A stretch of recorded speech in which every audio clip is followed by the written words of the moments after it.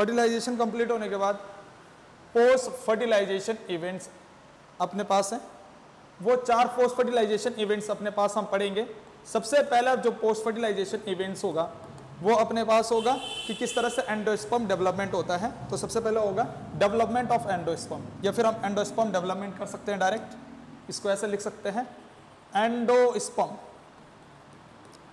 Development, ठीक है, endosperm development. दूसरा जो इवेंट्स होगा अपने पास वो होगा एम्ब्रियो डेवलपमेंट्स, एम्ब्रियो डेवलपमेंट्स, ठीक है। फिर तीसरा होगा अपने पास सीड डेवलपमेंट्स, सीड डेवलपमेंट्स,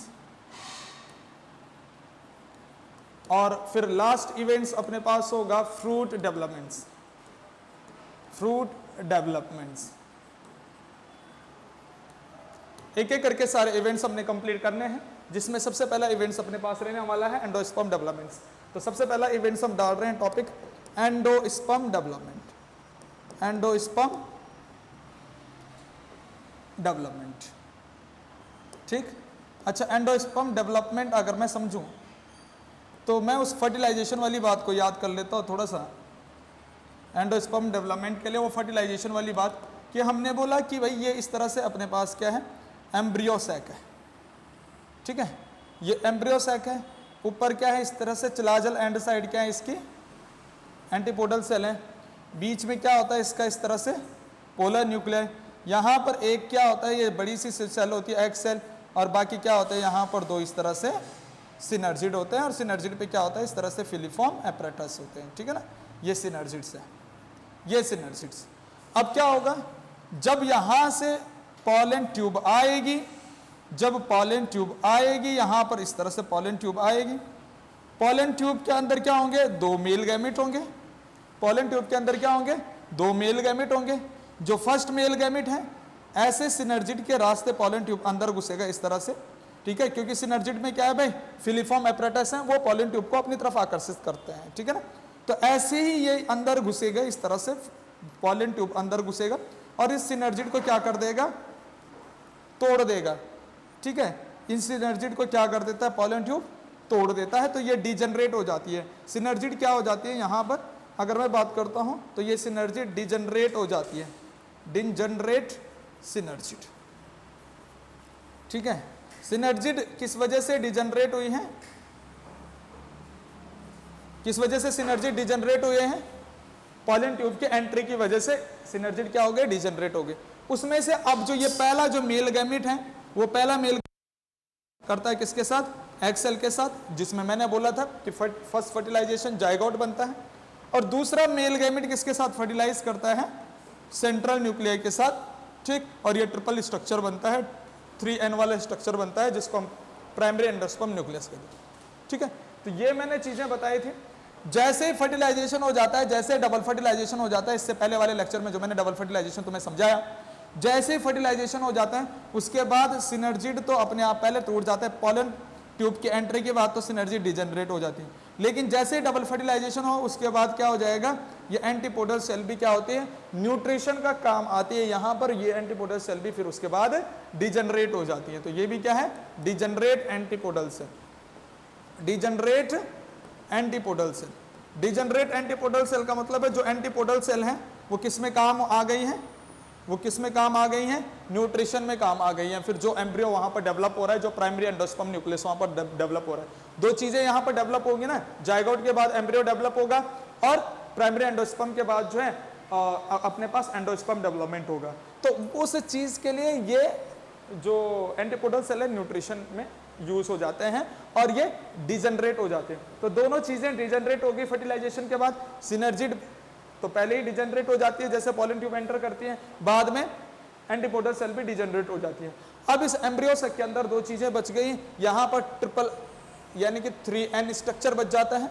यहाँ पर जो स्ट्रक्चर बच जाता है वो स्ट्रक्चर को हम बोलते हैं 3N स्ट्रक्चर, जिसको बोलते हैं प्राइमरी एंडोस्पर्म न्यूक्लियस, मैंने पिछले वाले लेक्चर में बताया था। और यहाँ पर जो है एग सेल के साथ फर्स्ट मेल गैमेट जुड़ के क्या बना देता है, 2N स्ट्रक्चर बना देता है, जिसको हम क्या कहते हैं, जाइगोट कहते हैं, ठीक है ना। तो अब वही चीजें हमने पढ़ना है कि भाई पोस्ट फर्टिलाइजेशन में, यानी कि अब फर्टिलाइजेशन होने के बाद ये प्राइमरी एंडोस्पर्म किस में बदलता है, ये जायगोट किस में बदलता है, ठीक है ना। ये तो फर्टिलाइजेशन तक की घटना है, लेकिन अब फर्टिलाइजेशन के बाद क्या क्या होने वाला है, तो वो चीजें हमने यहाँ पर समझनी है भाई आदित्य। तो यहां तक तो हमने फर्टिलाइजेशन का समझ लिया था क्रिस। अब हम आगे बात कर रहा हूं किसके बारे में, अब किसके बारे में बात कर रहा हूं कि इसके बाद क्या होगा। तो वो जो अपने पास वो पोस्ट फर्टिलाइजेशन के इवेंट्स हैं, वो 4 इवेंट्स अपने पास हैं, जब जिसमें सबसे पहला है एंडोस्पर्म डेवलपमेंट, ठीक। तो उसी एंडोस्पर्म डेवलपमेंट के बारे में बात अगर मैं कर रहा हूं, तो एंडोस्पर्म डेवलपमेंट किससे होगा, इस प्राइमरी एंडोस्पर्म न्यूक्लियस से। तो अगर मैं यहां पर बात करता हूं कि ये एंडोस्पर्म कहां से डेवलप होता है, ये एंडोस्पर्म कहां से डेवलप होता है, तो इसका सबसे पहला पॉइंट मैं यहां पर लिखता हूं एंडोस्पर्म डेवलपमेंट का, कि endosperm develop from primary endosperm nucleus, ठीक है ना। तो यहां पर क्या होता है कि जो एंडोस्पर्म है, endosperm developed from PEN, primary endosperm nucleus, ठीक है ना। प्राइमरी एंडोस्पर्म न्यूक्लियस में क्या होता है, माइटोटिक डिवीजन यहां पर होता है। From primary endosperm nucleus undergoes, यहां पर ये कर सकते हैं अंडरगोस माइटोटिक डिवीजन्स, कि जब यहां पर क्या होता है, माइटोटिक डिवीजन होता है, जब यहां पर माइटोसिस होता है यानी कि माइटोटिक डिवीजन होता है, तो ये प्राइमरी एंडोस्पर्म न्यूक्लियस क्या हो जाता है, डिवाइड हो जाता है बहुत सारे चीजों में। जैसे अगर मैंने बोला कि यहां पर अपने पास ये क्या है भाई, 3N है, ठीक है। ये 3N अपने पास क्या है भाई, प्राइमरी एंडोस्पर्म न्यूक्लियस है, पेन है। अब ये क्या करेगा, बहुत सारे माइटोसिस करेगा, है भाई, माइटोसिस करेगा बहुत सारे। ये न्यूक्लियाई जो है, ये न्यूक्लियाई क्या करेगी, यहां पर माइटोसिस दिखाएगी, माइटोटिक सेल डिवीजन करवाएगा, माइटोसिस करेगा। तो यहां पर इस तरह से बहुत सारी 3N बन जाएंगी, बहुत सारी क्या बन जाएंगी, इस तरह से 3N वाली न्यूक्लियाई बन जाएंगी, 3N वाली न्यूक्लियाई बन जाएगी बहुत सारी इस तरह से, ठीक है। यहां पर ट्रिप्लॉइड न्यूक्लियाई इस तरह से बन जाएगी, ठीक। तो एक न्यूक्लियाई से, एक प्राइमरी एंडोस्पर्म न्यूक्लियाई से बहुत सारी 3N न्यूक्लियाई बन गई। क्या ये प्राइमरी एंडोस्पर्म न्यूक्लियाई का जो अपने पास पुलॉइड है वो 3N है, ट्रिप्लॉइड है। तो इसी से माइटोटिक डिवीजन होने से बहुत सारी ट्रिप्लॉइड स्ट्रक्चर यहां पर बन जाती है, बहुत सारी ट्रिप्लॉइड न्यूक्लियाई यहां पर बन जाती है। यहां पर क्या है, मैनी न्यूक्लियाई है, मैनी ट्रिप्लॉइड यानी 3N न्यूक्लियाई है भाई। और यहां पर क्या है, पेन क्या होता है, सिंगल 3N न्यूक्लियाई है ना। अब यहां पर बात करना कि इस सिंगल 3N न्यूक्लियाई से क्या होगा, माइटोसिस होगा। तो इससे क्या होगा, बहुत सारी इस तरह से 3N न्यूक्लियाई बनेंगी। तो ये सारी की सारी फ्री होंगी, ये किसी के साथ अटैच नहीं होंगी, इस तरह से डिवीजन करने पर बहुत सारी बन जाएंगी। तो ये फ्री न्यूक्लियाई होंगे, ठीक है। और ये फ्री न्यूक्लियाई कहां से बनी है, एंडोस्पर्म न्यूक्लियाई से ये फ्री न्यूक्लियाई बनी है।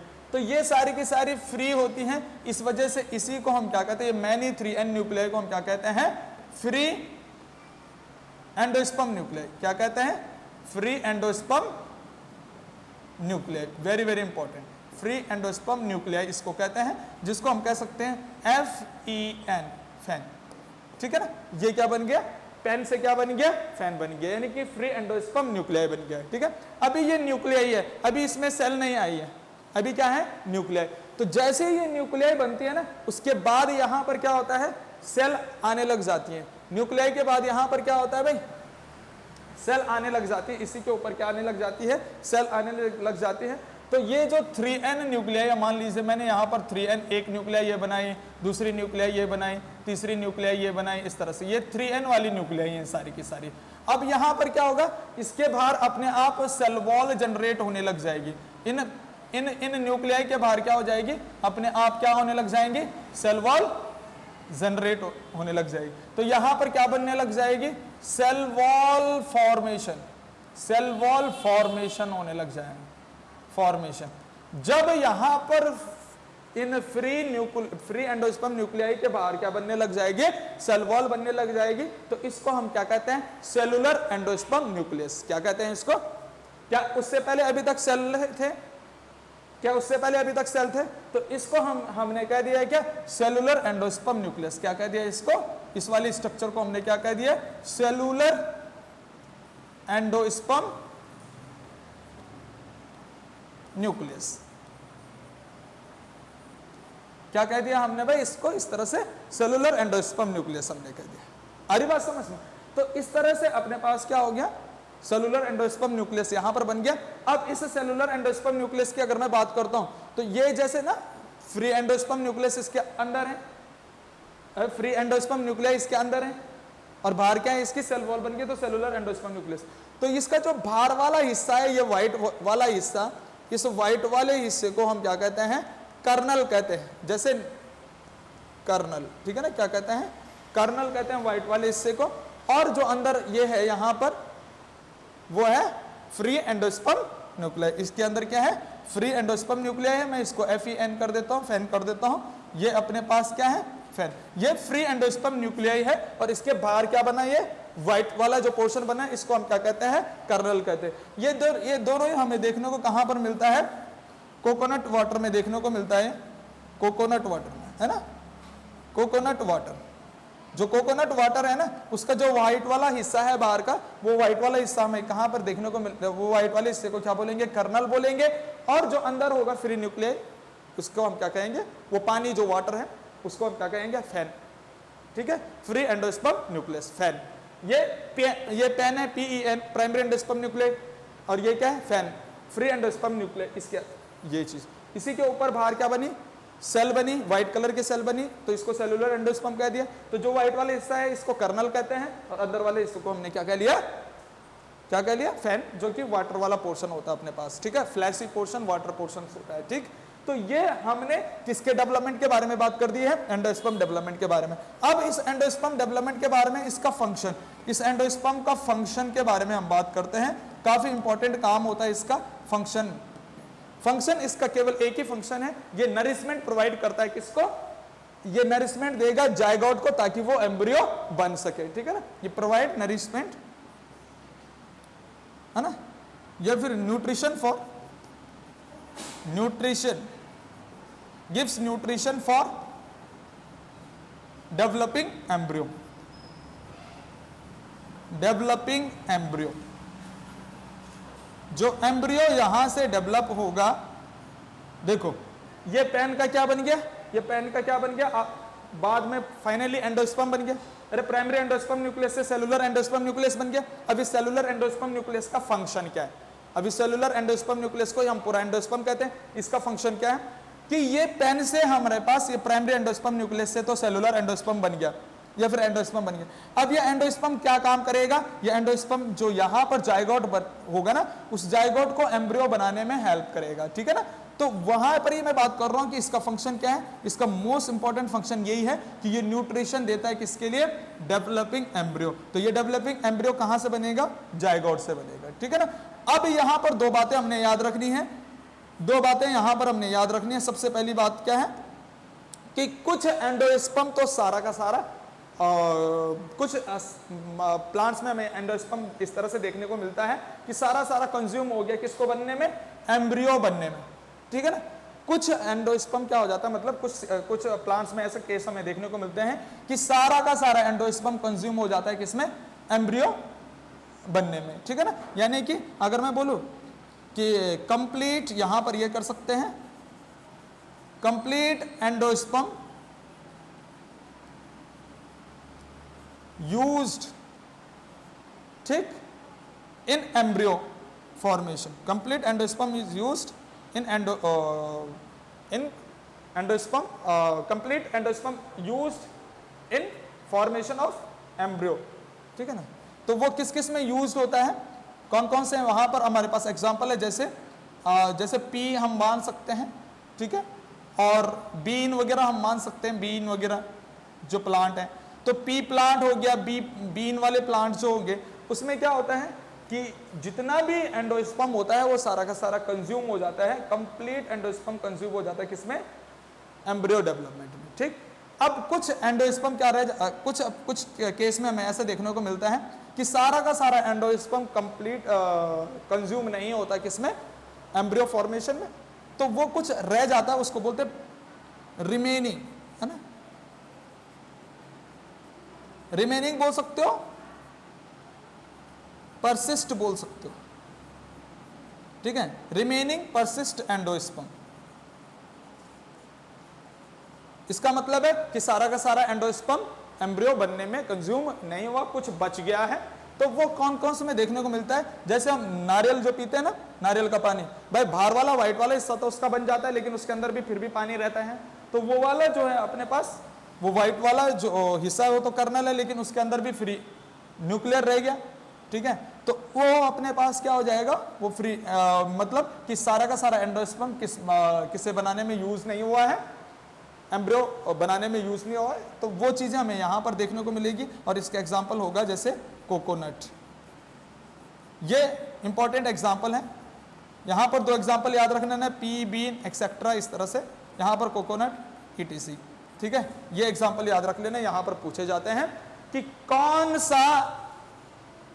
सा एग्जाम्पल ऐसा है जिसमें सारा का सारा एंडोस्पर्म कंप्लीटली कंज्यूम हो जाता है, किसमें, एम्ब्रियो फॉर्मेशन में। तो वो हमने याद रखना है बी और पी, और इस तरह से बीन में। दूसरा, किसमें रिमेन रह जाता है एंडोस्पर्म, यानी कि सारा का सारा एंडोस्पर्म से एम्ब्रियो नहीं बनता, कुछ एंडोस्पर्म बच जाता है, वो कौन से हैं, कोकोनट। इस तरह से याद रखना अपने पास, ठीक है ना। तो ये पहला टॉपिक अपने पास कंप्लीट होता है, एंडोस्पर्म डेवलपमेंट्स का पहला टॉपिक ये कंप्लीट होता है। इतनी बातें समझ में आई, ठीक है। इसको पहले छाप लीजिए, फिर हम पढ़ेंगे एम्ब्रियो डेवलपमेंट्स। पहले इसको छाप लिया ना, इतने में कोई डाउट, आगे बढ़ते हैं हम। पहला तो अपने पास ये टॉपिक कंप्लीट हो गया, एंडोस्पर्म डेवलपमेंट्स। दूसरा है एम्ब्रियो डेवलपमेंट्स, ठीक है ना। दूसरे क्या है, एम्ब्रियो डेवलपमेंट्स। तो अब एम्ब्रियो डेवलपमेंट्स के बारे में बात करते हैं। अब एम्ब्रियो डेवलपमेंट्स के बारे में बात कर रहे हैं हम आगे। दूसरा वाला टॉपिक, एम्ब्रियो डेवलपमेंट। अच्छा, एम्ब्रियो डेवलपमेंट किससे होगा, एम्ब्रियो डेवलपमेंट किससे होगा, जाइगोट से होगा। अच्छा, एंडोस्पर्म डेवलपमेंट किससे हुआ, पेन से। अरे पेन से क्या बना, एंडोस्पर्म बना ना। एक बात ध्यान सुनना, यहां पर मैंने ये चीजें तो बताई यहां पर तुम लोगों को कि देखो भाई 2 चीजें यहां पर हो रही हैं, ठीक है। जैसे पॉलन ट्यूब जा रही है सिनर्जिड के अंदर, तो सिनर्जिड डिजेनरेट हो गए, ठीक। तो पहला मेल गैमेट किसके साथ फर्टिलाइज कर गया, एक्सेल के साथ, तो ये 2n स्ट्रक्चर बनाया जाइगोट। दूसरा मेल गैमेट पोलर न्यूक्लियाई के साथ फर्टिलाइज करेगा, 3n स्ट्रक्चर बनाएगा, ट्रिप्लॉइड स्ट्रक्चर पेन। बाकी क्या है, ये दोनों चीजें जब बनती है ना, उसके बाद ये जो एंटीपोडल हैं ये भी डिजेनरेट हो जाते हैं, क्योंकि ये न्यूट्रिशन का काम करते हैं इन दोनों के, प्राइमरी एंडोस्पर्म के लिए और ये इसके लिए, जाइगोट के लिए। ये न्यूट्रिशन देते हैं, तो इसका मतलब ये भी खत्म हो जाते हैं, ये भी डिजेनरेट हो जाते हैं, ठीक। अब एम्ब्रियो सेक के अंदर 2 चीजें बची, पेन और जाइगोट। अब पेन क्या होगा, इससे न्यूट्रिशन लेके डेवलप होगा किसमें, सेलुलर एंडोस्पर्म में, आई बात समझ में, या फिर एंडोस्पर्म में। उसके बाद क्या बच गया अपने पास, जाइगोट। तो जाइगोट से क्या बनेगा, अपने पास एम्ब्रियो का डेवलपमेंट्स होगा। तो वही चीज मैं बोल रहा हूं कि आगे अगर मैं बोल रहा हूं एम्ब्रियो डेवलपमेंट, तो एम्ब्रियो कहां से डेवलप होगा, एम्ब्रियो, हाँ, तो एम्ब्रियो कहां से डेवलपमेंट्स होगा, फ्रॉम जाइगोट। जाइगोट से डेवलप होगा एम्ब्रियो। क्या जाइगोट अपने पास 2n स्ट्रक्चर है, ठीक है। तो इस जाइगोट से क्या होगा, एम्ब्रियो का डेवलपमेंट होने वाला है, ठीक है ना। बहुत सारे स्टेजेस यहाँ पर एम्ब्रियो डेवलपमेंट के आते हैं, तो इसको यहाँ पर ध्यान से सुनना। यहाँ पर क्या होगा, जाइगोट से एम्ब्रियो बनने की प्रोसेस को, ठीक है, हम क्या कहते हैं, एम्ब्रियोजेनेसिस कहते हैं, ठीक है ना। एम्ब्रियोजेनेसिस शब्द यहाँ पर आता है एक, एम्ब्रियोजेनेसिस, एम्ब्रियोजेनेसिस। अच्छा, यहाँ पर अगर मैं बात करता हूँ एम्ब्रियोजेनेसिस के बारे में, यहाँ पर अगर समझते हैं थोड़ा सा इसको, एम्ब्रियोजेनेसिस, यहाँ पर एम्ब्रियो का मतलब तो एम्ब्रियो है ही, जेनेसिस का मतलब होता है फॉर्मेशन। जेनेसिस का मतलब होता है फॉर्मेशन, यानी formation of embryo. Embryo formation को हम क्या कहते हैं भाई, एम्ब्रियोजेनेसिस कहते हैं। एम्ब्रियो फॉर्मेशन को क्या कह रहे हैं, एम्ब्रियोजेनेसिस। अब किससे बन रहा है एम्ब्रियो, जाइगोट से बन रहा है, डिप्लॉइड स्ट्रक्चर से बन रहा है, ठीक है ना। तो यहां पर मैं क्या लिख दूंगा, फॉर्मेशन ऑफ एम्ब्रियो,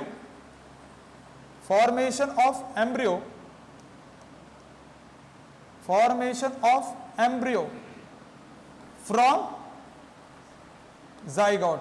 और कैसे बनेगा जाइगोट से, ठीक है, कैसे बनेगा जाइगोट सो माइटोटिक डिविजन्स, यानी कि जाइगोट के अंदर क्या होंगे बेटा, जाइगोट अंडरगोज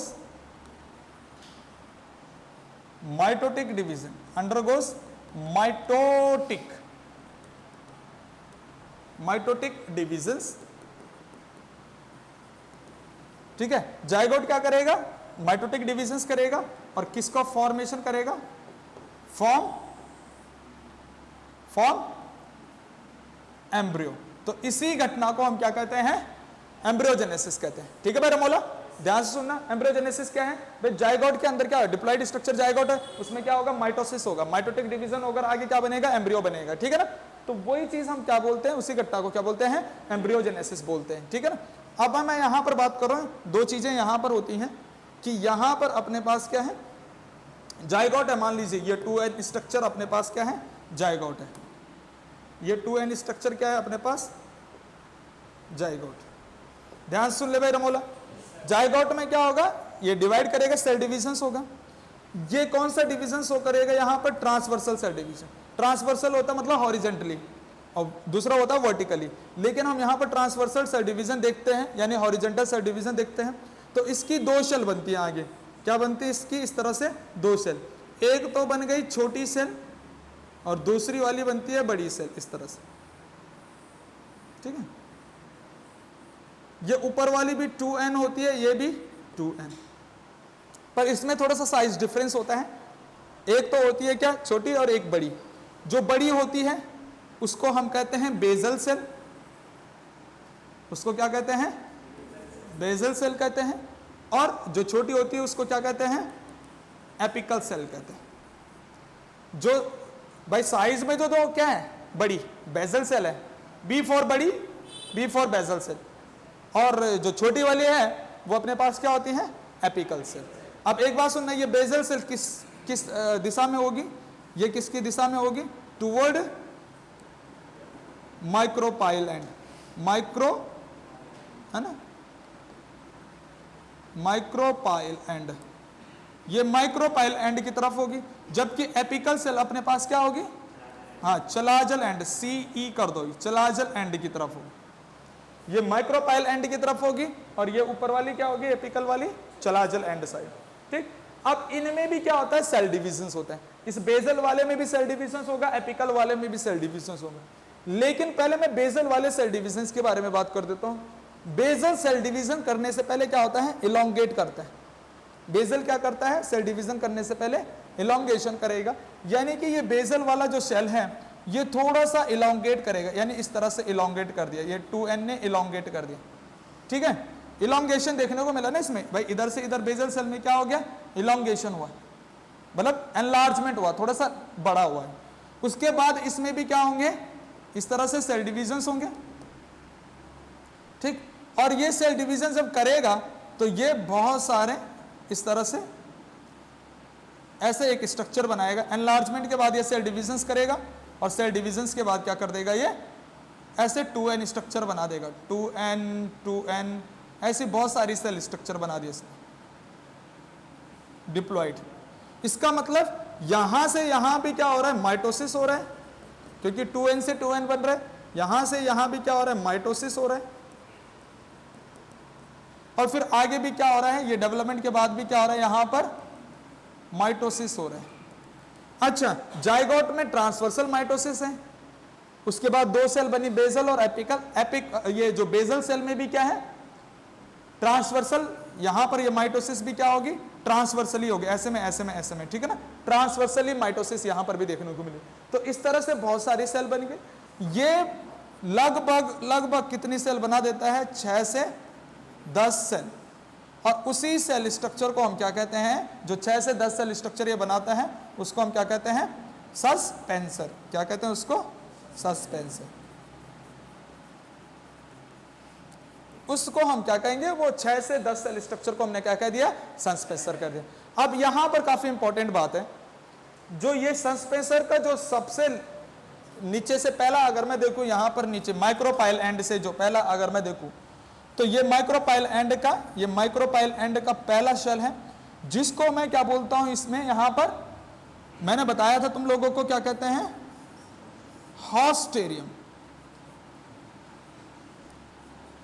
हॉस्टोरियम, हॉस्टोरियम, ठीक। ये क्या है, माइक्रोपाइल एंड साइड होता है, माइक्रोपाइल एंड साइड होगा, ये पहला जो सेल है उसको हॉस्टेरियम कहते हैं। और फिर ऐसे ही चलाजल एंड साइड इसका क्या होगा, जो पहला सेल होगा उसको कहते हैं hypophysis,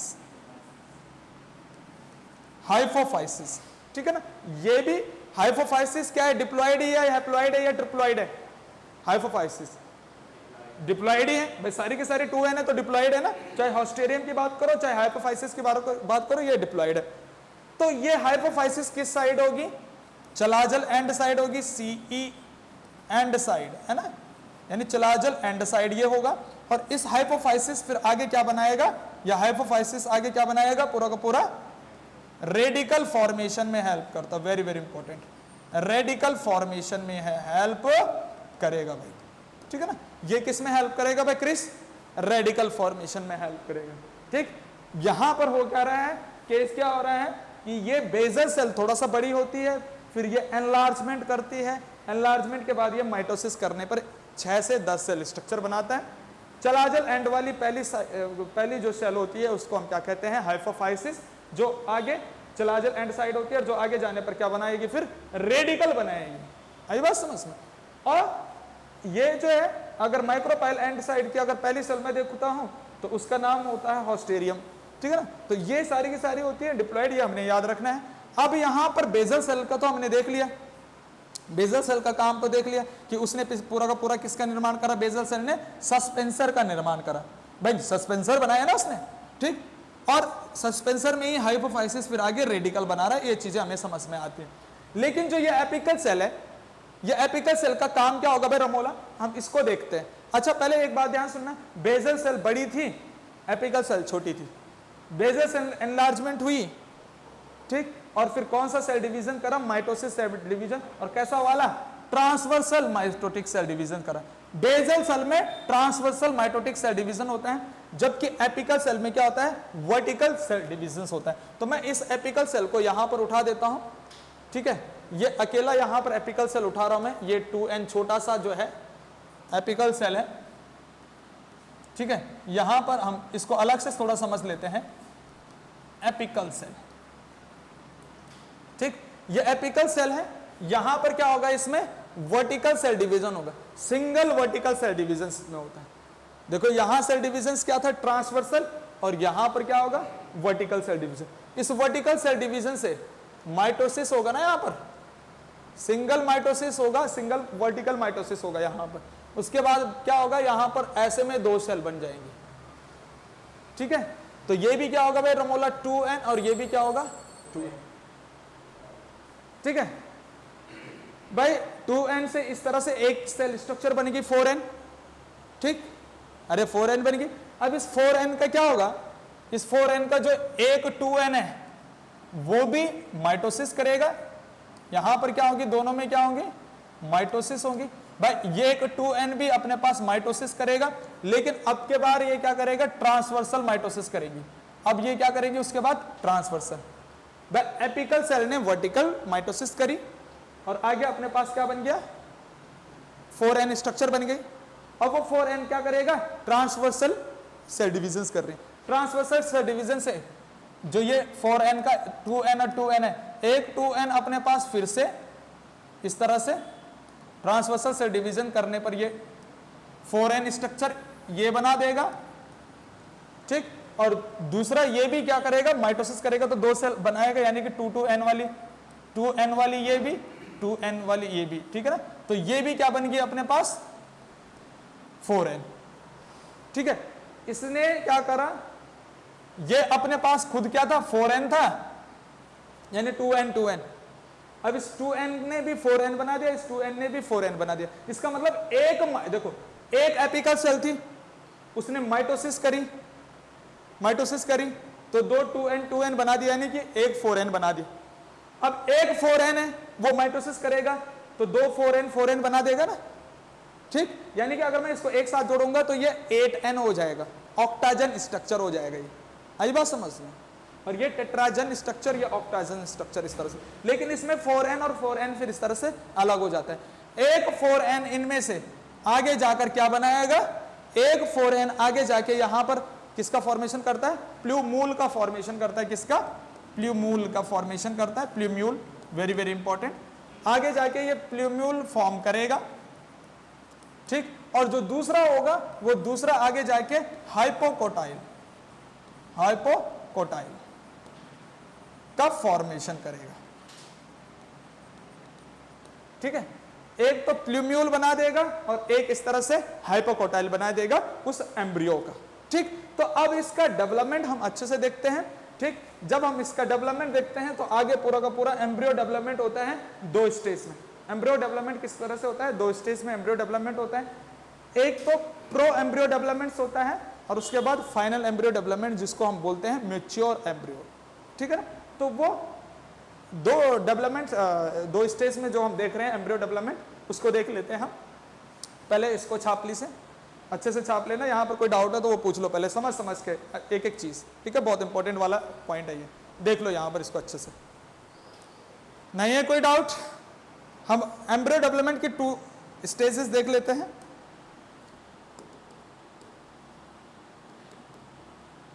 to stage embryo development, 2 stage embryo development. किस तरह से? एक तो होता है प्रो एम्ब्रियो, एम्ब्रियो बनने से पहली वाली कंडीशन, और दूसरी कंडीशन क्या होती है? Mature embryo. ये 2 कंडीशन होती है यहां पर, प्रो एम्ब्रियो और मैच्योर एम्ब्रियो। इसको समझते हैं इनिशियली से लेके चलता हूं पूरा लास्ट तक। क्या ये अपने पास 2n था? जाइगोट, ठीक। इसके बाद क्या बना? माइटोसिस करने पर क्या हुआ? एपिकल बना और बेसल बना, बेसल वाला बड़ा था। उसके बाद ये जो है भाई, ये जाइगोट से पूरा का पूरा एम्ब्रियो बन रहा है। आगे एम्ब्रियो की स्टेजेस मैं तुम्हें बता रहा हूं। एम्ब्रियो ये तो जाइगोट है, लेकिन इससे आगे क्या होगा? प्रो एम्ब्रियो चलेगा। किस तरह से? यहां पर सबसे पहले ये वाली सेल स्टेज बन गई। उसके बाद क्या होगा? ये वाला जो है पूरा का पूरा किसका निर्माण करेगा? आगे सस्पेंसर का निर्माण करेगा। इस तरह से मान लीजिए इसने इस तरह से सस्पेंसर बना दी, ठीक।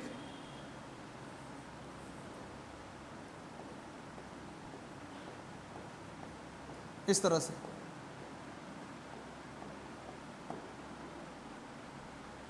और ये यहां पर अपने पास यही रहा 2n, इस तरह से ये वाला। तो ये स्ट्रक्चर बन गई आगे, ठीक। ये जो स्ट्रक्चर होती है,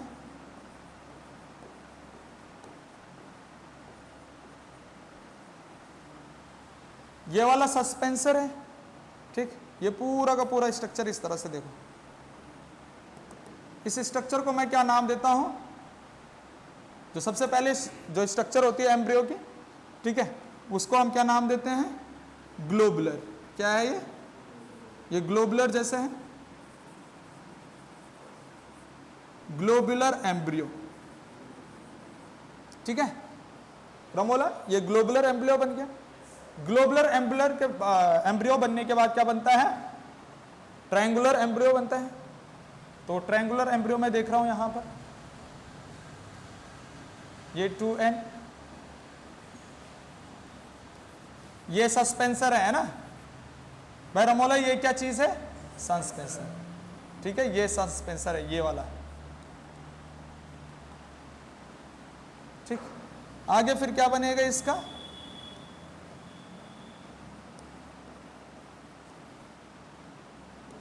भाई क्रिस, क्या बनेगा इसका? ग्लोबुलर के बाद, हाँ,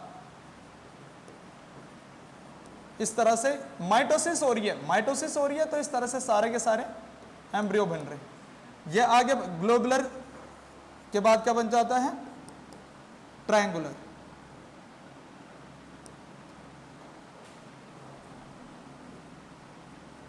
ट्रायंगुलर, ट्रायंगुलर एम्ब्रियो, ये ट्रायंगुलर एम्ब्रियो, ठीक है। ट्रायंगुलर एम्ब्रियो डेवलप होता है किसमें? हार्ट शेप एम्ब्रियो में, ठीक है। ये आगे फिर डेवलप होगा किसमें? हार्ट शेप एम्ब्रियो में।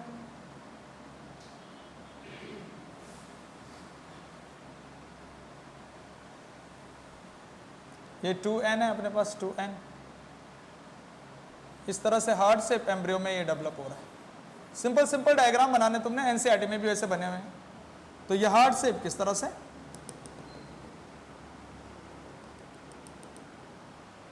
ठीक है।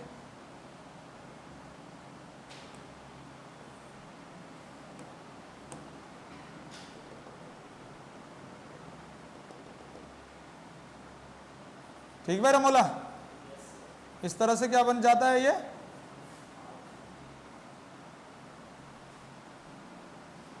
हार्ट शेप एम्ब्रियो बन जाता है डेवलप होके।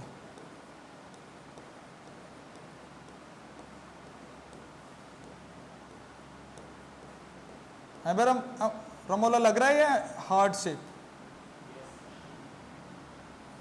इस तरह से ये बन जाता है। उसके बाद हार्ट शेप एम्ब्रियो,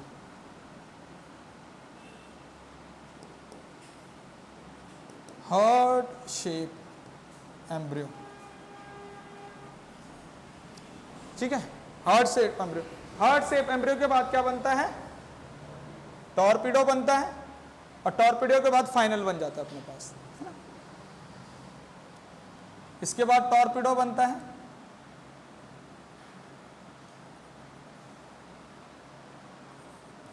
ये सस्पेंसर, ठीक। उसके बाद मैं टॉर्पिडो दिखा रहा हूं,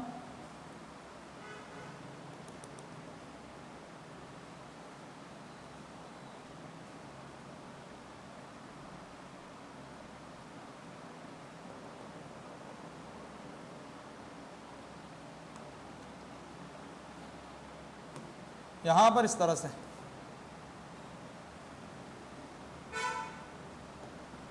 ये टॉर्पिडो वाला स्ट्रक्चर बन जाता है,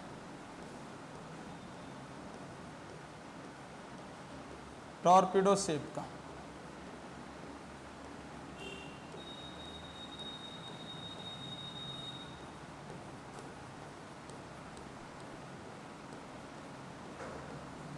ठीक है रमोला, ध्यान सुनना, ये स्ट्रक्चर क्या हो जाएगा, टॉर्पिडो एम्ब्रियो का, ठीक। टॉर्पिडो एम्ब्रियो के बाद क्या बन जाता है, फाइनल मैच्योर एम्ब्रियो बन जाता है, ठीक है। मैच्योर एम्ब्रियो बन जाता है टॉर्पिडो के बाद।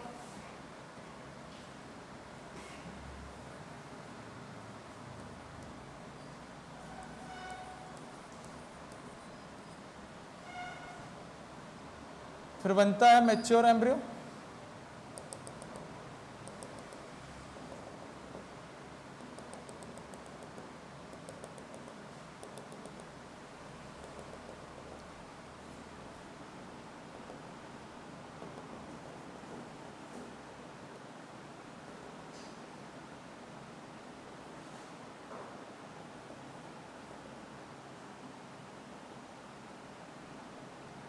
इस तरह से,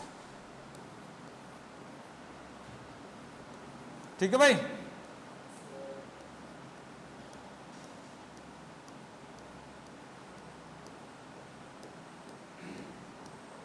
इस तरह से मैच्योर वाला बन जाता है,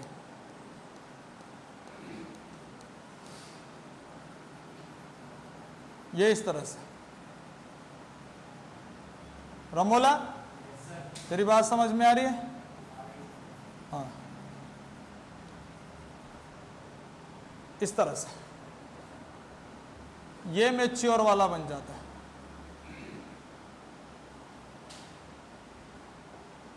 मैच्योर एम्ब्रियो इस तरह से, ठीक है। ये अपने पास क्या बन गया, mature embryo, mature embryo. Anshika की बात समझ में आ रही है? इस तरह से मैच्योर एम्ब्रियो बन गया, ठीक। अब एक बात ध्यान सुनना, इस मैच्योर एम्ब्रियो में अगर हम देखें, इस वाले हिस्से को क्या कहते हैं आगे, रेडिकल, इस वाले हिस्से को रेडिकल कहते हैं। इसको क्या कहते हैं भाई,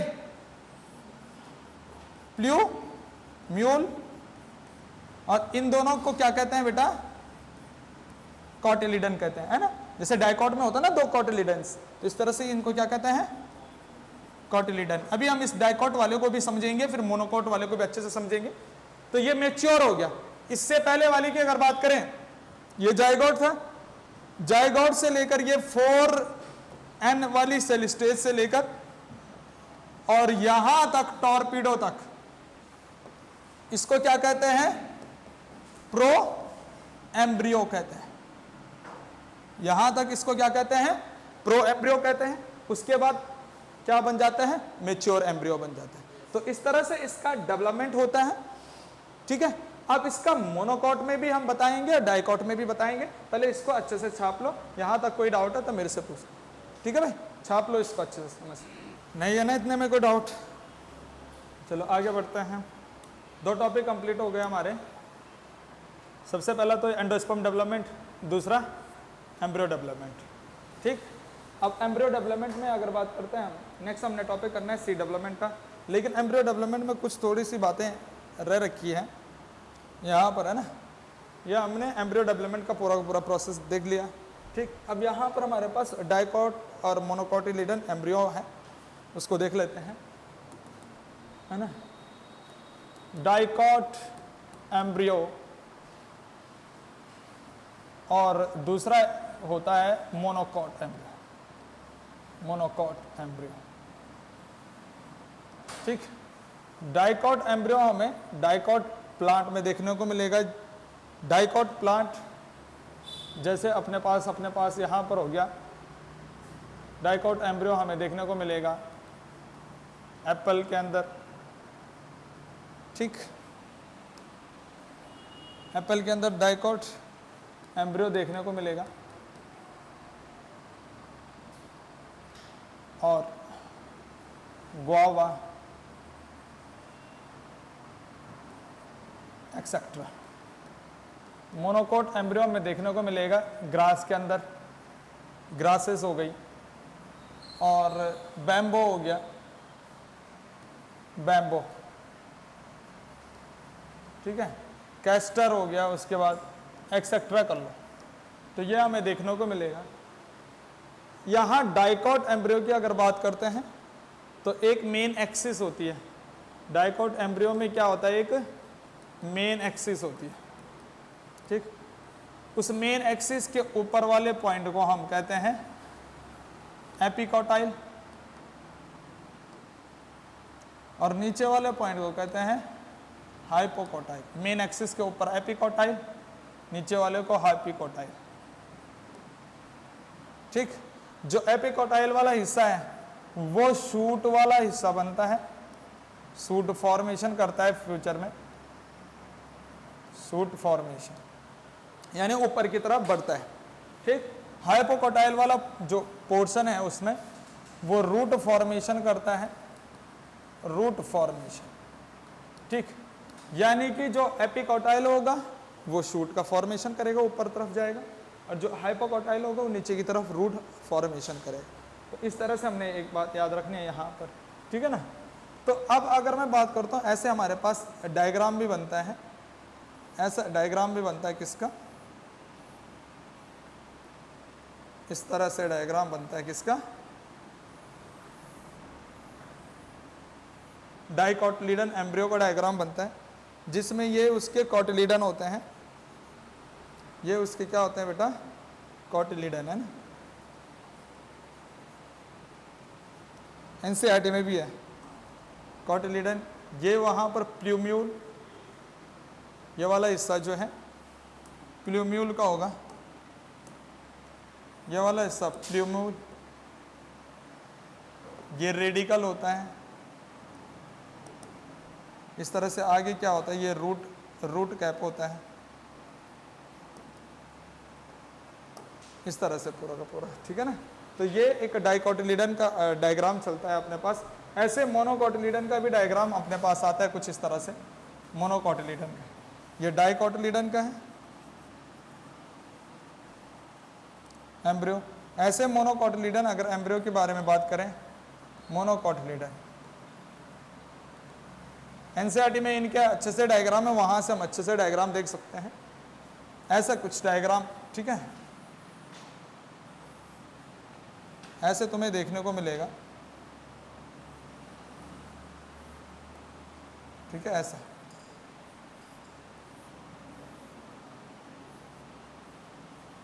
ऐसा डायग्राम, नीचे जैसे कॉलिराइजा, ऊपर कोलेप्टाइल। पहले तो इसके जो कॉटिलिडन्स हैं, यहाँ पर जो कॉटिलिडन होते हैं उसको स्कैटुलम बोलते हैं मोनोकोटिलिडन में। स्कैटुलम,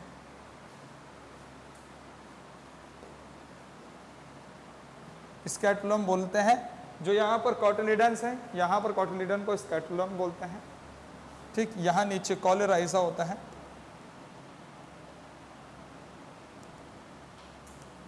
ठीक है, कोलेप्टाइल होता है, कोलेप्टाइल। तो इस तरह से तुम वहां पर देख सकते हो, डायग्राम पूरा पूरा बना हुआ है एनसीईआरटी में।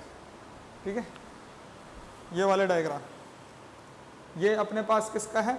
डाइकोटिलिडन का है। ठीक, और ये किसका है? मोनोकोटिलिडन इसका है। ठीक, हाँ, कोलेप्टाइल, कोलेप्टाइल इस तरह से होगा। ठीक है, कोलेप्टाइल, कोलेप्टाइल। ठीक है, ये तो इस तरह से डायग्राम वहां से देख सकते हो, बहुत अच्छे अच्छे डायग्राम वहां से, क्योंकि वो डायरेक्ट वही छप के आता है। मैं बस एक ओवरव्यू बता रहा हूँ कि इस तरह से मोनोकोटिलिडन्स होगा, इस तरह से डाइकोटिलिडन्स का। तो ये अपने पास जो है पूरा का पूरा हमने कंप्लीट कर दिया। किसका डेवलपमेंट? क्या किसका डेवलपमेंट? Embryo developments. ठीक है ना, पहले हमने एंडोस्पर्म डेवलपमेंट कंप्लीट करा, फिर एम्ब्रियो डेवलपमेंट कंप्लीट करा। ठीक, अच्छा, वो चीज़ें बताने के से पहले नेक्स्ट अपने पास डेवलपमेंट जो है सीड का है। तो सीड डेवलपमेंट से पहले मैं कुछ इंपॉर्टेंट चीज़ें यहाँ पर तुम्हें बता देता हूँ कि बेटा ऐसे भी कुछ प्लांट हैं, ऐसे भी कुछ प्लांट हैं जिसमें 12 साल में केवल एक बार क्या आता है? 12 साल बाद क्या होता है? फ्लावरिंग कंडीशन आते हैं। ठीक है, 12 साल में क्या आता है? फ्लावरिंग वाली कंडीशन आती है।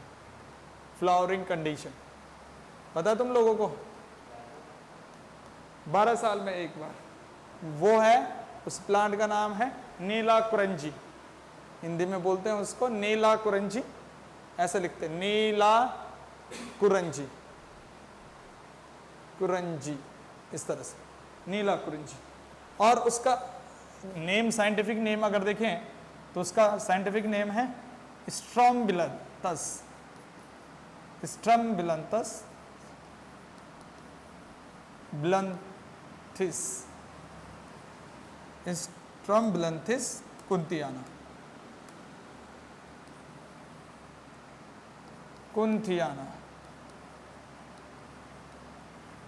स्ट्रॉम्बिलंथिस कुंथियाना, ये इसका साइंटिफिक नेम है। 12 साल में एक बार इसमें फूल देखने को मिलता है। ठीक है, नीलाकुरंजी बहुत अच्छा फ्लावर होता है। ठीक है, थोड़ा पर्पल वाइट कलर का है ना, जैसे वो पानी बन रखा है ना, पर्पल वाइट कलर का, कुछ इस तरह से उसका फ्लावर देखने को मिलता है। तो 12 साल में एक बार देखने को मिलता है। और ऐसे भी कुछ प्लांट्स होते हैं जो अपनी ज़िंदगी में केवल एक ही बार फ्लावरिंग करते हैं पूरी ज़िंदगी में। ठीक है ना, ऐसे भी कुछ प्लांट होते हैं जो लाइफ टाइम में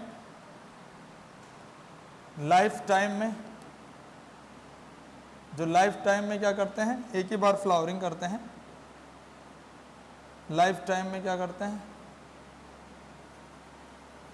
ओनली वन टाइम फ्लावरिंग करते हैं। और उसका एग्जाम्पल हो जाएगा, एग्जाम्पल के बारे में अगर बात करें तो बैम्बो। बैम्बो का जो प्लांट है वो अपनी ज़िंदगी में एक ही बार क्या करेगा? फ्लावरिंग वाली कंडीशन को दिखाएगा। ठीक है, तो इतनी बातें हमारे पास कंप्लीट होती हैं। एम्ब्रियो डेवलपमेंट हमने कंप्लीट कर दिया है। ठीक है, एंडोस्पर्म डेवलपमेंट हो गया, एम्ब्रियो डेवलपमेंट भी हो गया। नेक्स्ट टॉपिक अपने पास सीड डेवलपमेंट। तो नेक्स्ट टॉपिक करते हैं अपने पास सीड डेवलपमेंट के बारे में। सीड डेवलपमेंट वाला टॉपिक तीसरा, सीड डेवलपमेंट। सीड डेवलपमेंट के बारे में बात कर रहे हैं कि सीड डेवलप कर रहे हैं। ठीक है, अच्छा, तुम्हें पता है सीड किससे डेवलप करता है? ओव्यूल से डेवलप करता है, फर्टिलाइज ओव्यूल क्या करता है? जो फर्टिलाइज ओव्यूल होता है, फर्टिलाइज्ड ओव्यूल किस में बदल जाता है? सीड में बदल जाता है। फर्टिलाइज ओव्यूल किस में बदल जाता है? सीड में बदल जाता है। फर्टिलाइजेशन के बाद मतलब ओव्यूल किस में बदलता है? सीड में। अब पहले इस ओव्यूल का डायग्राम देख लेते हैं। तो मान लीजिए ये ओव्यूल अपने पास है, ठीक है भाई आदित्य, ये ओव्यूल है, एनाट्रोपस ओव्यूल के बारे में बात कर रहे हैं, ठीक है आदित्य, ये ओव्यूल है, ठीक।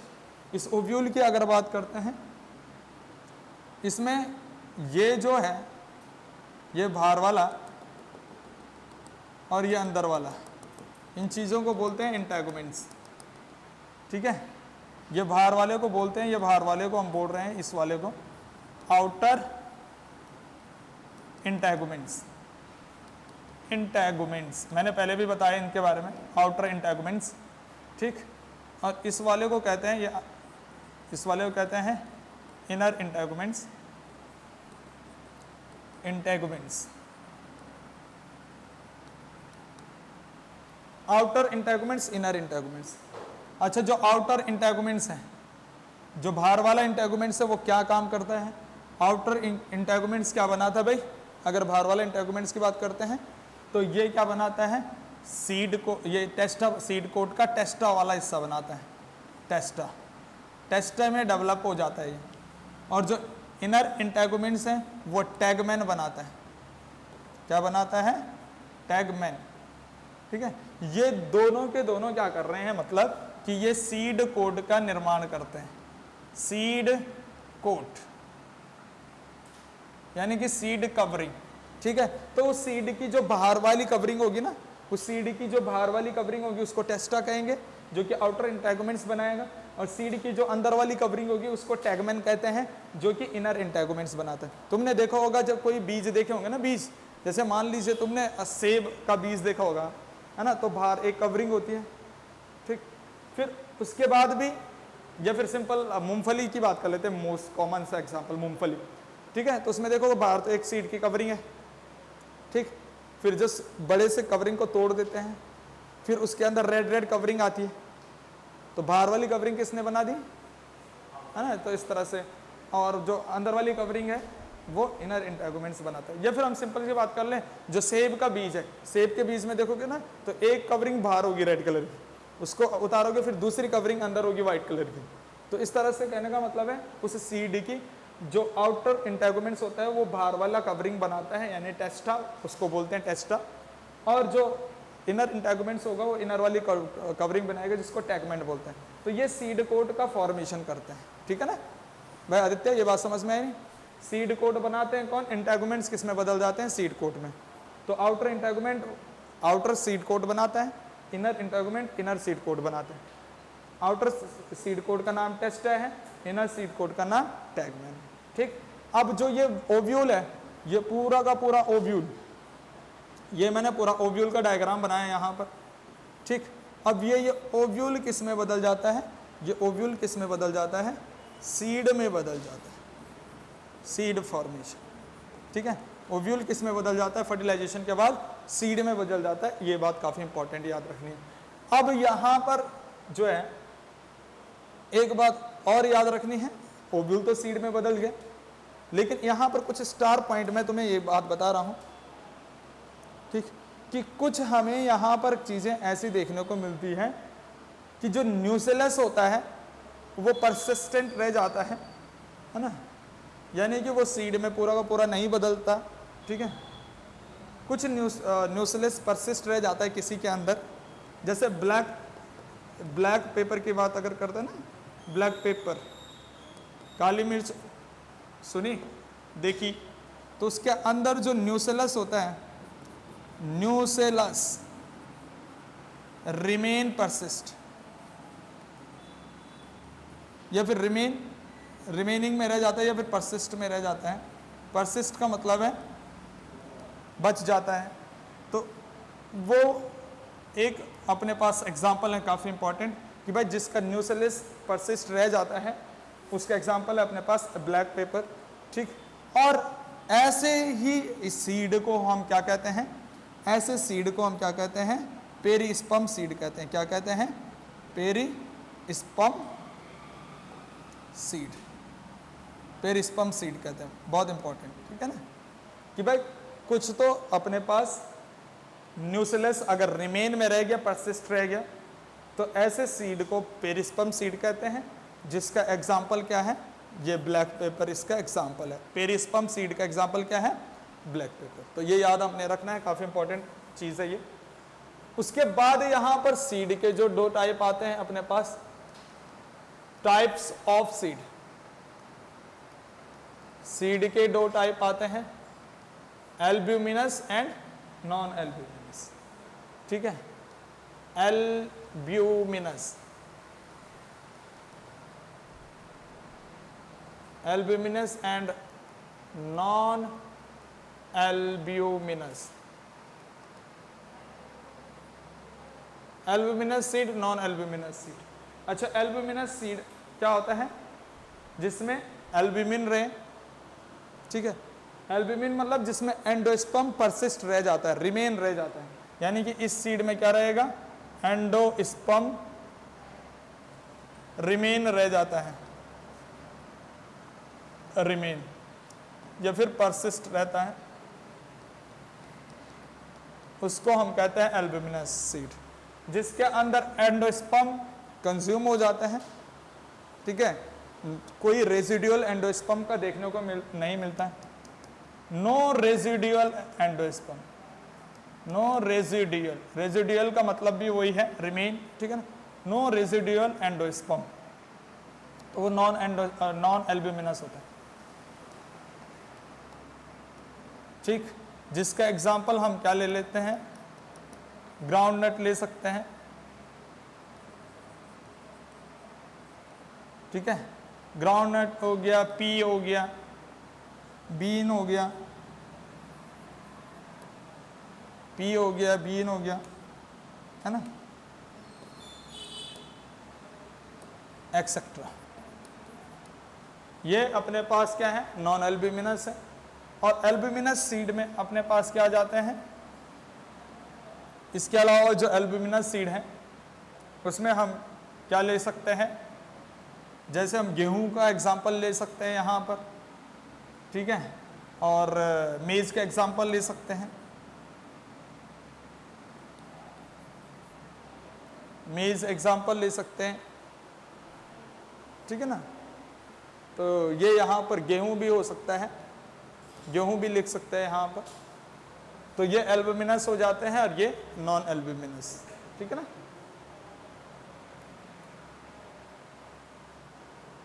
ठीक है, मेज हो गया, बार्ली लिख सकते हो, है ना, बार्ली, गेहूं वगैरह। तो ये इसमें एग्जाम्पल आ जाते हैं। इसमें ग्राउंडनट और पी यहाँ पर एग्जाम्पल लिखने हैं एल्ब्यूमिनस में, और नॉन एल्ब्यूमिनस में ग्राउंडनट, पी, एल्ब्यूमिनस में मेज और बार्ली, इस तरह से गेहूं वगैरह है, जौ वगैरह, गार्ली वगैरह। बार्ली, जौ मतलब गेहूं भी होता है, उसको भी लिख सकते हैं। तो ये अपने पास सीड के टाइप हो गए, ठीक है ना। तो ये इस तरह से अपने पास सीड है। अब नेक्स्ट, यानी कि हमने ये चीज़ें तो कंप्लीट कर दी हैं, सीड डेवलपमेंट कंप्लीट कर दिया, इसमें ये वाला भी पोर्शन कंप्लीट कर दिया। लास्ट जो पोर्शन अपने पास रहेगा फ्रूट डेवलपमेंट है, ठीक। लेकिन इससे पहले क्या पूछता है वो कि भाई सीड क्या क्या काम कर सकता है। तो सीड किस में हेल्प करता है बेटा? जर्मिनेशन में हेल्प करता है ना। अरे सीड जर्मिनेशन में हेल्प करता है, किसी भी चीज़ को जर्मिनेट करवाए, किसी भी पौधे को जर्मिनेट करवाने में सीड हेल्प करता है, ठीक है ना। और कुछ सीड क्या होते हैं, लंबे समय तक क्या रह सकते हैं, डॉर्मेंट भी रहते हैं, हज़ारों साल तक डॉर्मेंट भी रहते हैं, ठीक है ना। जैसे वो मिट्टी में पड़े हुए हैं तो उसके हज़ारों साल तक वो क्या रह जाते हैं, डॉर्मेंट रह जाते हैं। वो डॉर्मेंट क्यों रहते हैं? क्योंकि उसके अंदर का जो लिक्विड क्वांटिटी या वाटर क्वांटिटी है ना, वो धीरे धीरे अगर ख़त्म हो गई तो वो सीड क्या बन जाता है, डॉर्मेंट। ये बात भी यहाँ पर लिख लीजिए, डॉर्मेंसी। डॉर्मेंसी सीड में, डॉर्मेंसी ऑफ सीड लिख सकते हैं। सीड में हमें डॉर्मेंसी किसकी वजह से देखने को मिलती है? जब सीड ड्राई हो जाए ना, सूख जाए, जब उसका वाटर वाला पोर्शन क्या हो जाए, निकल जाए सारा का सारा, ड्राई कंडीशन में सूख जाता है, उसका जो लिक्विड पोर्शन है वो सूख जाता है, वाटर कंटेंट सूख जाता है,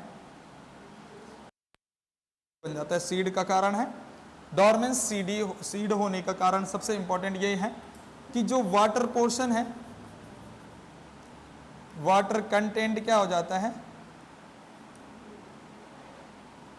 एग्जिट हो जाता है, एंड सीड क्या हो जाता है, and seed becomes dry,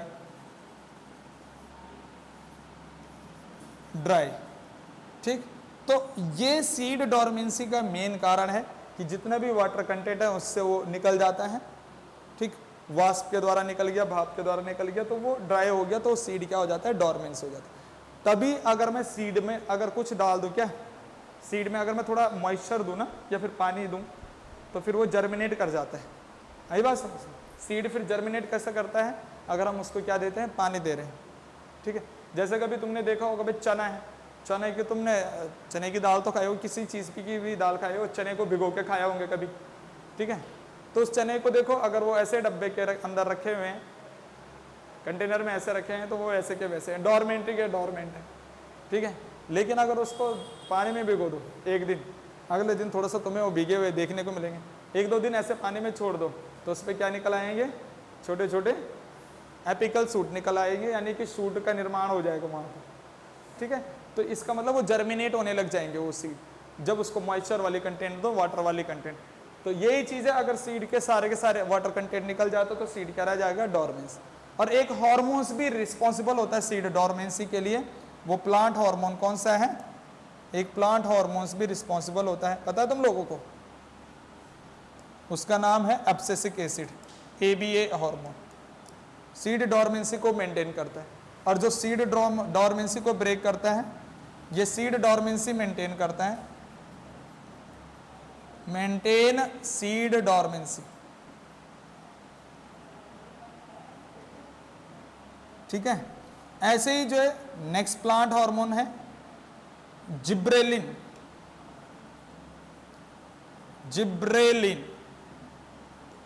next plant hormone जो ब्रेक करता है सीड डॉर्मेंसी को, ब्रेक सीड डॉर्मेंसी। इसका मतलब सीड डॉर्मेंसी को ब्रेक कर रहा, तो सीड को जर्मिनेट कराने में हेल्प करता कौन, जिब्रेलिन हार्मोन्स, ठीक है ना, ये प्लांट हार्मोन्स। आई बात समझ? तो ये चीजें अपने पास सीड के बारे में कंप्लीट हो गई चीजें। अब है नेक्स्ट फ्रूट का development, last one is fruit development.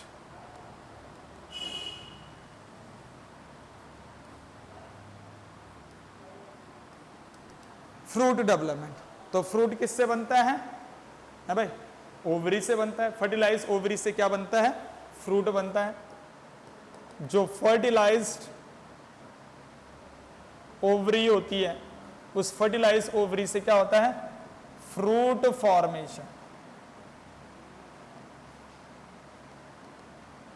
Fertilise ovary से क्या होता है, फ्रूट फॉर्मेशन होता है। ये काफी इंपॉर्टेंट चीज है, ठीक। अच्छा, मान लीजिए ओवरी है भाई, ये ओवरी है, इस तरह से मैं ओवरी तुम्हारे सामने बना रहा हूं। मान लीजिए ये वाला पोर्शन ओवरी है, ठीक है। अब ओवरी के बाहर क्या होता है, पेरिकाप होता है। ओवरी के बाहर क्या होता है,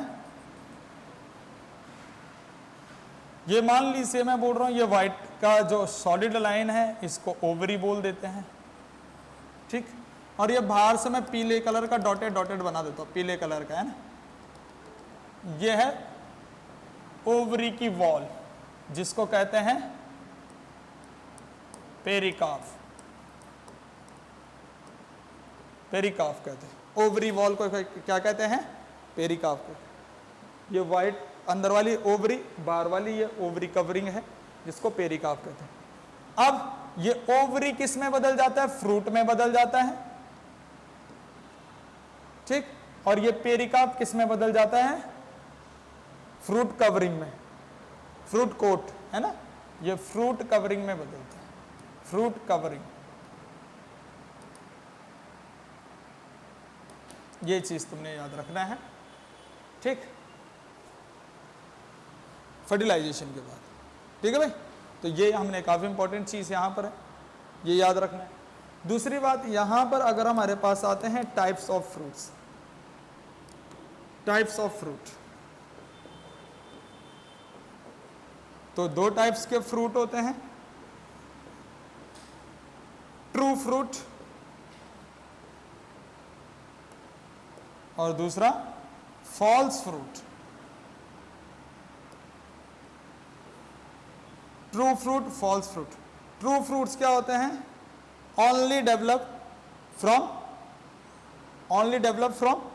ओवरी, ओनली डेवलप, जो केवल डेवलप्ड होते हैं ओवरी से, ओनली डेवलप्ड फ्रॉम ओवरी, जो केवल और केवल ओवरी से डेवलप होते हैं वो ट्रू फ्रूट होते हैं।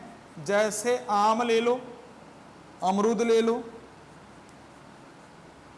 आम ले लो बेटा, ठीक है, अमरूद ले लो, एक्सेट्रा, ये अपने पास होते हैं ट्रू फ्रूट्स। फॉल्स फ्रूट वो होते हैं, फॉल्स फ्रूट वो होते हैं, फॉल्स फ्रूट वो होते हैं भाई, ध्यान सुनना, जो ओवरी के साथ साथ थैलेमस भी जुड़ गया, क्योंकि यहाँ ओवरी के नीचे क्या होता है, इस तरह से हिस्सा किसका होता है, ये थैलेमस का होता है ना, ये थैलेमस होता है इसके नीचे, थैलेमस। यानी कि ओवरी के साथ साथ थैलेमस भी कंट्रीब्यूट हो रहा है फ्रूट फॉर्मेशन। यानी कि हम क्या बोलेंगे यहाँ पर, ovary plus thalamus both involve to form fruit. इन दोनों से क्या बन रहा है, फ्रूट फॉर्मेशन हो रहा है, तो उसको हम क्या कहेंगे, फॉल्स फ्रूट। और इसका एग्जाम्पल होता है फॉल्स फ्रूट का, जैसे सेब ले लो, ठीक, स्ट्रॉबेरी ले लो, ये चीज, ठीक है। तो ये फॉल्स फ्रूट के एग्जाम्पल यहां पर देखने को मिलते हैं, ट्रू फ्रूट्स और फॉल्स फ्रूट, ठीक है। काफी इंपॉर्टेंट चीज है ये, ट्रू फ्रूट्स फॉल्स फ्रूट। यहां पर पेपर में आता है कि ट्रू फ्रूट्स फॉल्स फ्रूट्स के आप क्या समझते हैं, ठीक है। तो ये काफ़ी चीज़ें इंपॉर्टेंट हो जाती है यहाँ। लेकिन इसके बाद कुछ इंपॉर्टेंट चीज़ें यहाँ पर आती हैं, कुछ इंपॉर्टेंट टॉपिक, जिसमें सबसे पहला टॉपिक के बारे में अगर मैं बात करता हूँ तो वो है एपोमिक्सिस, या फिर पहले आप पार्थिनोकार्पिक कर लेते हैं, पहले टॉपिक कर लेते हैं पार्थिनोकार्पिक। स्टार टॉपिक है ये पार्थिनोकार्पिक, पार्थिनोकार्पिक। पार्थिनोकार्पिक किसे कहते हैं? पार्थिनोकार्पिक बेटा ऐसे फ्रूट को कहते हैं जो फ्रूट विदाउट फर्टिलाइजेशन से बना हो, ठीक है। विदाउट फर्टिलाइजेशन से जो फ्रूट बना है उसको कहते हैं पार्थिनोकार्पिक फ्रूट, है ना। यानी कि फ्रूट फॉर्मेशन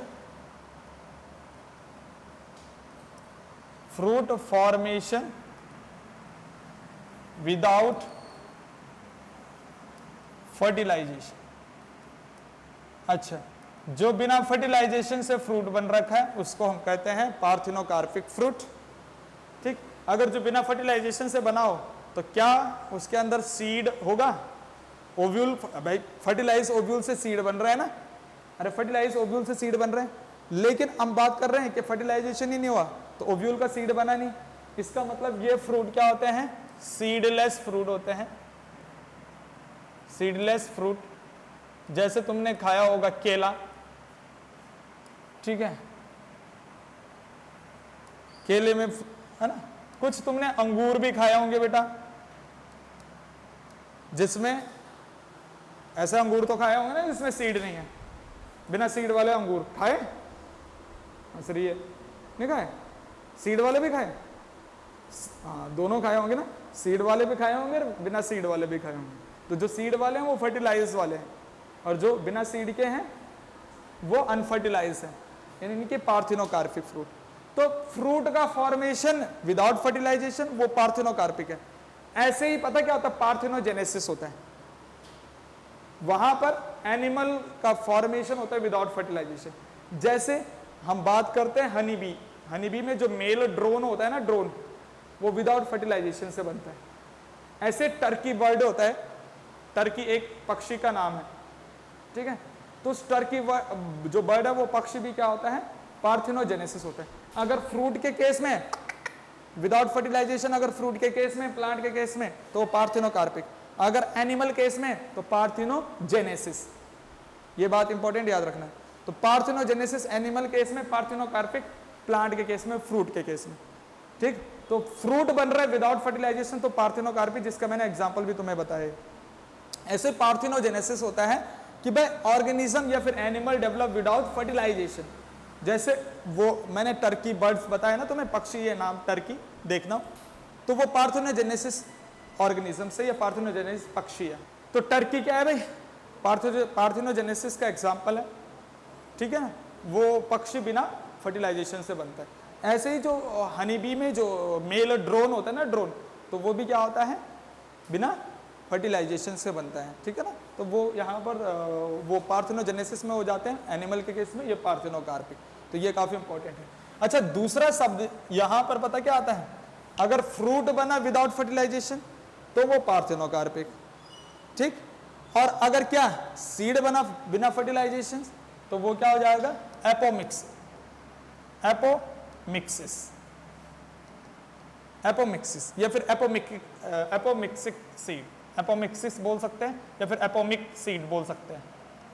और इसका दूसरा नाम भी होता है एगोमोस्पर्मी,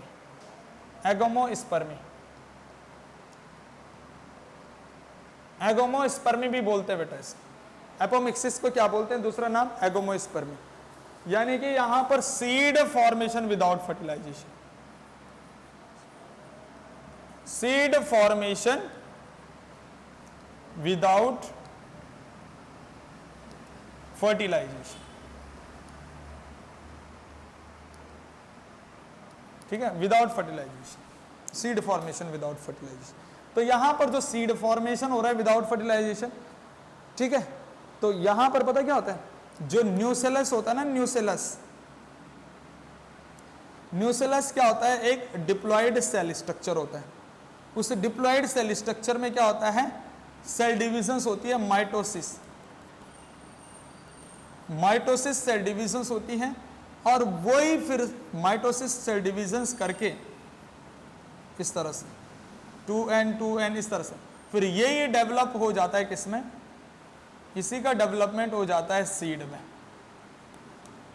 यानी कि जो 2n डिप्लॉयड स्ट्रक्चर थी न्यूसेलस, उसी में डिफरेंशिएशन हुआ, यानी उसी में सेल डिवीजन हुआ, माइटोसिस, और जितनी भी सेल डिवीजन हुई वो फिर आगे क्या कर रही हैं, वो क्या हो रही है, फिर डेवलप करके क्या बन रहे हैं, वो डेवलप करके क्या बन रहा है भाई आदित्य, डेवलप करके आगे क्या बन रहा है, सीड में बदल रहे हैं, ठीक है, न्यूसेलस वाली पोर्शन। तो ये काफी इंपॉर्टेंट रखना है। एपोमिक सीड कहते हैं या फिर एगोस्पर्मी भी कहते हैं, ठीक है, एगोस्पर्मी सीड या फिर एपोमिक सीड, ठीक। तो यहां पर इसके एग्जाम्पल में हम लिख सकते हैं जितने भी सिट्रस है ना, सिट्रस फ्रूट हम लिख सकते हैं इसके एग्जाम्पल में, ठीक। तो ये यहां पर हो जाएगा सिट्रस फ्रूट वगैरह, एपोमिक सीड के अंदर हमें देखने को मिलेगा, सिट्रस फ्रूट के जो सीड है ना, वो चीज देखने को मिल सकती। एंड लास्ट यहां पर जो टॉपिक हो जाता है इस चैप्टर के साथ, वह है पॉली एम्ब्रियोनी। पॉली एम्ब्रियोनी के बारे में भी पूछा जाता है, पॉली एम्ब्रियोनी। अच्छा, पॉली एम्ब्रियोनी मतलब, पॉली का मतलब क्या होता है भाई आदित्य, मैनी, यानी कि बहुत सारे, एम्ब्रियोनी मतलब एम्ब्रियो है जिसके अंदर बहुत सारे एम्ब्रियो हैं, मतलब एक ही ओव्यूल में बहुत सारे एम्ब्रियो है ना। Single ovule consist many embryo, single ovule consist many embryo, तो वो अपने पास हो जाता है पॉली एम्ब्रियोनी, ठीक। जिसका एग्जाम्पल हमें देखने को मिलता है सिट्रस फ्रूट में भी, ऑरेंज नहीं होता, संतरा, ठीक है, सिट्रस फ्रूट में लिख सकते हैं तुम, सीधा सिट्रस फ्रूट भी लिख सकते हैं। तो उसमें अगर तुम देखोगे ना संतरे में, तो संतरे में बहुत सारे बीज होते हैं उसमें अंदर, तो इसी का अगर एक सीड दिखाओ ओव्यूल, तो उसके अंदर भी क्या होते हैं, बहुत सारी चीजें, बहुत सारे एम्ब्रियो में देखने को मिलता है। तो सिट्रस फ्रूट भी कर सकते हैं इसके एग्जाम्पल, जैसे इसमें है ना, तो इसमें भी सिट्रस फ्रूट आ सकता है, ये चीज। तो ये अपने पास पूरा का पूरा सारी चीजें कंप्लीट हो चुकी हैं, ठीक है। Sexual reproduction in flowering plant वाला चैप्टर हमारा कंप्लीट हो चुका है। ठीक, हमने इसमें 6 पेज पढ़े हैं। इन 6 पेज को देख लेते हैं शुरुआत से, जिसमें हमारे पास पोस्ट फर्टिलाइजेशंस वाला इवेंट्स था। 4 इवेंट्स हमने करे, जिसमें सबसे पहला इवेंट्स था endosperm development complete, embryo development complete, दूसरा सीड डेवलपमेंट कंप्लीट, और ये चौथा भी फ्रूट डेवलपमेंट कंप्लीट। पहले एंडोस्पर्म डेवलपमेंट मैंने ये सारी चीज़ें बताई। क्या इस पहले पेज में कोई डाउट है? ठीक है। सेकंड पेज में यहाँ पर मैंने एम्ब्रियो डेवलपमेंट बताया। क्या इस एम्ब्रियो डेवलपमेंट में कोई डाउट इस सेकंड पेज में? तीसरे पेज में मैंने ये अलग अलग स्टेज बताई प्रो एम्ब्रियो की और ये फिर मैच्योर एम्ब्रियो। इसमें कोई दिक्कत परेशानी? नेक्स्ट पेज में हमने डाइकॉट एम्ब्रियो, मोनोकॉट एम्ब्रियो देखा। ये मैंने रफली डायग्राम बनाया, लेकिन अच्छा से डायग्राम एनसीईआरटी से इनके डायग्राम अच्छे से याद कर लें। ठीक, इसमें कोई डाउट? ठीक है। नेक्स्ट यहाँ पर सीड डेवलपमेंट मैंने समझाया। इस पेज में कोई डाउट नहीं। लास्ट पेज में मैंने यहाँ पर फ्रूट डेवलपमेंट बताया। क्या इसमें कोई डाउट है? नहीं। अच्छा, अब थोड़ा सा इंपॉर्टेंट चीज़ें क्या है। डायग्राम तो मैंने तुम्हें यहाँ पर जो बनाए वो रफली डायग्राम बनाए, लेकिन तुमने ये एनसीईआरटी के डायग्राम याद करने, ठीक है ना।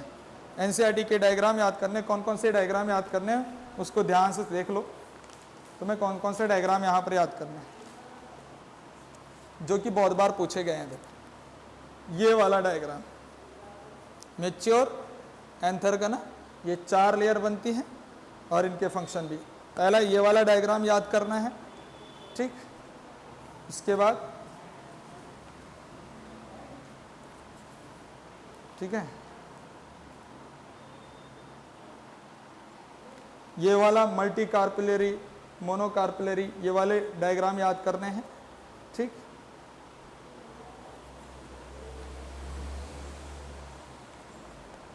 ये ओव्यूल का डायग्राम याद करना है यहाँ पर। उसके बाद ये वाले डायग्राम याद करने हैं, क्योंकि इन्हीं से पेपर में पूछे जाती हैं चीज़ें। ठीक, उसके बाद तुम्हें यहाँ पर जो है वेलिस्नेरिया जो है ये वाला याद करना है, अच्छे से देखना है वेलिस्नेरिया प्लांट्स, ये वाला डायग्राम। प्रीवियस ईयर में बहुत क्वेश्चन आ रखे हैं इनसे। उसके बाद ये वाला इंपॉर्टेंट है।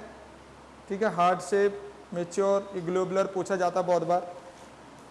ठीक, नेक्स्ट तुम्हें ये वाला ये डाइकोटिलिडन एम्ब्रियो और मोनोकोटिलिडन एम्ब्रियो अच्छे से याद करना है, पेपर में पूछा जाता है ये।